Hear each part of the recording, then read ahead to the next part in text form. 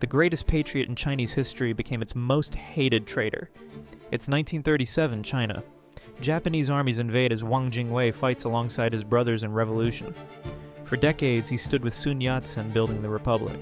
He survived bombs meant to kill him and bullets aimed at his heart. He helped overthrow an empire and birth a nation. When Japan attacks, he watches millions die in the fighting.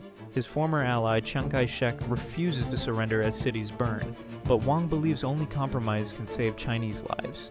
He disappears from the capital and travels in secret to meet Japanese commanders. He signs papers to lead a puppet government in Nanjing, thinking he can protect his people from inside.